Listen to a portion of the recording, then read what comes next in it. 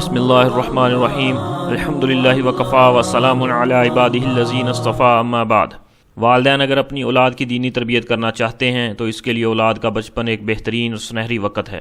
بچپن کی عمر میں اولاد کے لیے بہترین نعمت ان کی دینی تربیت ہے۔ اس عمر میں انہیں اچھی اچھی عادتوں کا عادی بنا سکتے ہیں۔ نماز فجر باجماعت ادا کرنے کی عادت بنائی جا سکتی ہے۔ بچوں کو سچ بولنے کا عادی بنائیں۔ حدیث شریف میں ہے، جو شخص یہ چاہتا ہے کہ اس کی اولاد کا رویہ اس کے ساتھ اچھا ہو تو اس کو چاہیے کہ وہ اپنے والدین کے ساتھ رویہ اچھا رکھے۔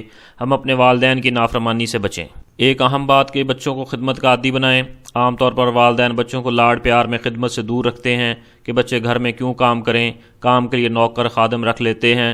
جب بچوں کو خدمت کی عادت نہیں ہوتی اور جب واقعتاً والدین بوڑھے اور بچے جوان ہوتے ہیں تو خدمت کی عادت نہ ہونے کی وجہ سے وہ خدمت کر ہی نہیں سکتے۔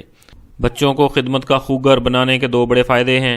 ایک، بچہ جب خدمت کرتا ہے تو اسے ریالٹی کا پتہ چلتا ہے، میں چھوٹا ہوں اور باقی بڑے ہیں، میں نے ان کی خدمت کرنی ہے، تو ترتیب کا پتہ چلتا ہے۔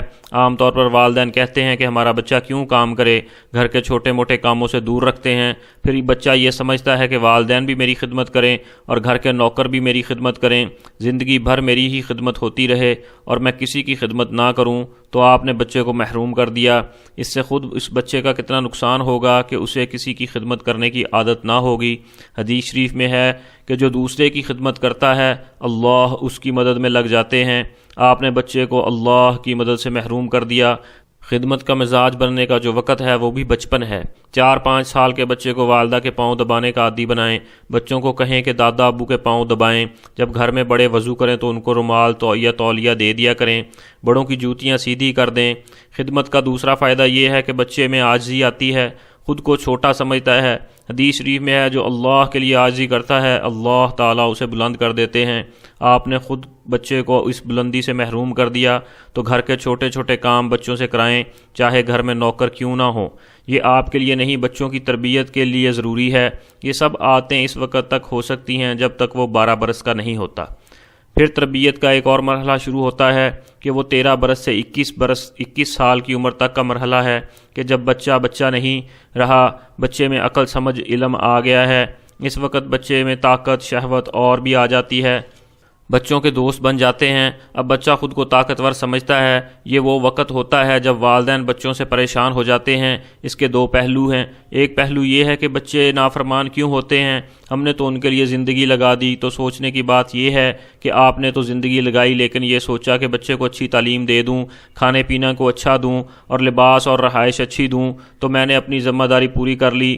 آپ نے بچے کو سب کچھ تو دیا لیکن وقت نہیں دیا، اور تربیت کے متعلق جو چیزیں ہیں، نماز پڑھنا، سچ بولنا، خدمت کرنا، ایک آدھ مرتبہ بچے کو ڈانٹ کر کہنے سے یہ چیزیں بچوں میں پیدا نہیں ہوں گی۔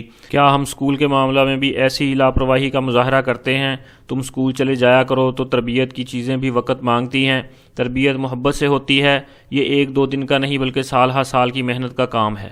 بچوں کو انسان محبت دے، ترغیب دے تو پھر کہیں ان میں خدمت کا جذبہ اور مزاج بنتا ہے۔ ہم اپنے بزنس، دوستوں اور موبائل کے لیے تو وقت نکال لیتے ہیں لیکن بچوں کی تربیت کے لیے ہمارے پاس وقت ہی نہیں۔ سب سے اہم کام بچوں کی تربیت کے لیے وقت لگانا ہے۔ مغربی ممالک میں چونکہ اسلامی ادب اور اس کی تعلیمات نہیں، تو وہاں بچوں کو سنبھالنا دنیا کا مشکل ترین کام بن جاتا ہے۔ وہاں تعلیم گاہوں میں ایسے کورس سکھائے جاتے ہیں جو والدین کو ٹریننگ دیتے ہیں کہ آپ نے کیسے بچوں کو سنبھالنا ہے، اور ٹریننگ دینے والے کوچ کی بڑی تنخواہیں ہیں۔ ایک کوچ نے بتایا کہ بچے کو خراب والدین خود ہی کرتے ہیں۔ بچے کو ہم ریسیونگ موڈ میں لے آتے ہیں، ہم اس کو یہی سکھاتے ہیں کہ تم نے والدین سے لینا ہے اور پھر اس کو وقت ہی نہیں دینا۔ مختلف مواقع پر بچوں کو بہانے سے گفٹ دیے جاتے ہیں۔ اس سے بچہ یہ سمجھتا ہے کہ یہ میرے ساتھ ہونا چاہیے، کہ سب کو مجھے دیتے رہنا چاہیے، اور وہ لینے والا بنتا ہے۔ اس کو یہی لگتا ہے کہ یہ لینا صحیح ہے۔ ہم اس کو لینا تو سکھا دیتے ہیں لیکن دینا نہیں سکھاتے۔ پھر اس کے نتیجہ میں اس کے مطالبات بھی بڑھنے شروع ہو جاتے ہیں، اور والدین بھی یہی سمجھتے ہیں کہ بس دیتے رہنا ہی ہماری ذمہ داری ہے، لیکن اس بچے کو بھی تو دینا سکھانا ہے۔ کبھی بچے کا مطالبہ پورا نہیں ہوتا تو وہ نافرمانی پر آ جاتا ہے، غصہ کرتا ہے اور وہ اپنی اس حرکت کو درست سمجھ رہا ہوتا ہے۔ کبھی وہ خود غرض بن جاتا ہے۔ یہ سب کچھ لینے کے بعد اس میں شکریہ کا جذبہ نہیں آتا کہ وہ اس کو اپنا حق سمجھ رہا ہوتا ہے۔ کبھی بچے کو یتیم خانہ میں لے جاؤ، ان کے ہاتھ سے دوسرے بچوں کو تحائف دلواؤ تاکہ اس میں شکر کا جذبہ پیدا ہو۔ اللہ رب العزت مجھے، آپ کو اور پوری امت مسلمہ کو آپ صلی اللہ علیہ وسلم کے طریقوں کے مطابق اللہ رب العزت کے حکموں کو پورا کرنے کی توفیق نصیب فرمائے، آمین۔